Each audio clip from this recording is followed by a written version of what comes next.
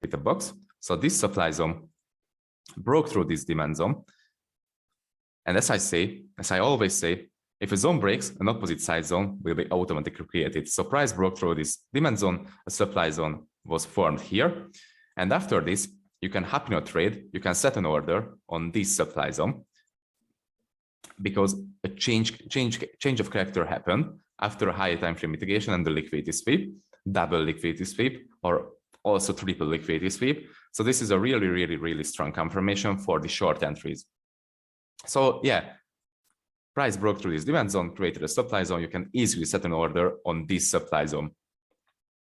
And the third criteria, it's also an extra confirmation, the double zone break. If price breaks through double demand or supply zone. So as you can see, we have this demand zone here also. So this is the first demand zone up here.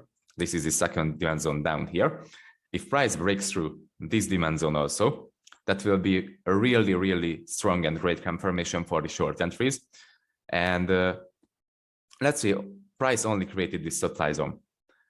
It broke through these two demand zones with an inefficient huge push to the downside, and it created this supply zone. You can also enter on this supply zone because price will have a great chance to come back after this supply zone and fill up the inefficiency, fill up the orders, collect the orders, tap the order block and the supply zone.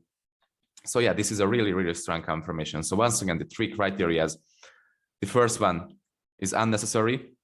I mean, it's necessary. The higher time frame mitigation, it has to happen. Without a higher time frame mitigation, it won't be a change of character. It will be just a liquidity sweep or anything like that. So it has to mitigate a higher time frame zone. The second one is a liquidity sweep. It's an optional extra confirmation. So it's a really, really good confirmation, and it almost has to happen. And the third one is the double zone break, and it's also an extra confirmation because that will be, you will be more sure about your trade and your position if it breaks through several zones, 2 or 3 zones.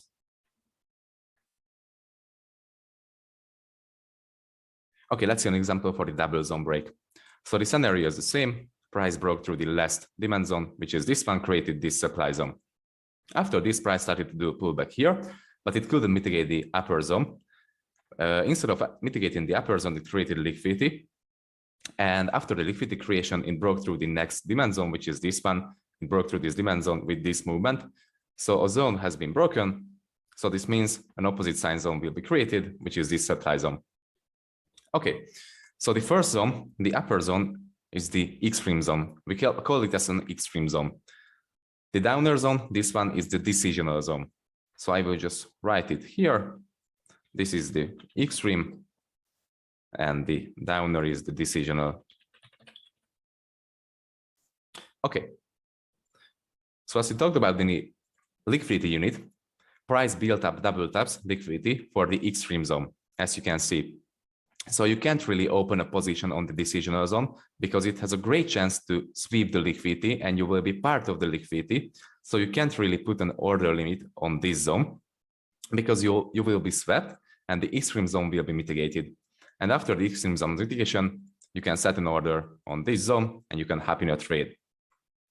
So yeah, it is a really, really important part that you don't want to become part of the liquidity. You always wait for the liquidity sweep. So you see double taps here. A lot of early sellers will enter on the decisional zone. So loads of orders will be placed on this zone, and price will sweep the orders, sweep the stop losses, and mitigate the upper extreme zone. Okay, this is the first scenario. The second scenario is that price doesn't create liquidity. It just does a pullback. It doesn't create liquidity, but breaks through another demand zone. Let's say it breaks through +1 demand zone, so this downer area too. So it has double zone break also. In this case, you can safely use the decisional zone because the extreme zone has no liquidity. As you can see, decisional zone is safe to use because no liquidity has been created below the extreme zone. And we have one more confirmation for this decisional zone use. If price creates a pullback, it creates liquidity, then you can easily and safely use the decisional zone. because price built up liquidity for the decisional zone. And more likely, this decisional zone will hold the price after the liquidity sweep. So if price sweeps the double taps from this region, this decisional zone can easily hold the price, and it doesn't really have to mitigate the extreme zone because liquidity have been swept. This is the next zone after the mitigation, after the liquidity sweep. So you can easily set an order limit on this decisional zone, and you don't have to wait for the extreme mitigation. Okay, let's see a complete example. So we have a criteria for the zones here. If you see a 4-hour zone, you will have to wait for a 15-minute change of character inside of the 4-hour zone. So as you can see, we have this 4-hour structure here, breaking structures to the downside, creating a series of lower lows and lower highs, and creating supply zones. Price created this 4-hour supply zone, and price just tapped into this zone. This will look like this on the 15-minute chart. So this leg and this leg will look like this on the 15-minute. Okay, price reached the 4-hour supply zone here, tapped into this 4-hour supply zone, and you will have to wait for a 15-minute change of character. So as you can see, this was the last demand zone that created a new high with inefficient push and break of structure, and this demand zone caused the tap of the supply zone, the 4-hour supply zone. You will have to wait for a 15-minute change of character here. So this is the 15-minute chart. Price changed character on the 15-minute and broke through the last demand zone, which means a supply zone will be formed, and it was formed here.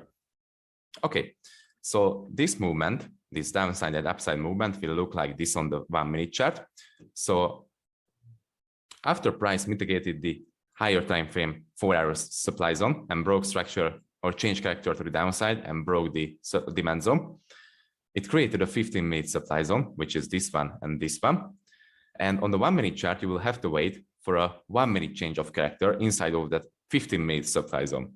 So price is moving in a downtrend here, which is this leg of the 15-minute chart, and after it creates a pullback moving in an uptrend here, which is this leg of the 15-minute chart, and it almost reaches the 15-minute supply zone. This is the 15-minute supply zone, almost reaches it, creates double top, sweeps the liquidity to the upside, taps into a higher time frame zone, which is a 15-minute zone. So two criteria are fit: higher time frame mitigation, liquidity sweep, and after this, price breaks the last demand zone, which was the last demand zone that caused the tap of the 15-minute supply zone and the break of structure and the inefficient move.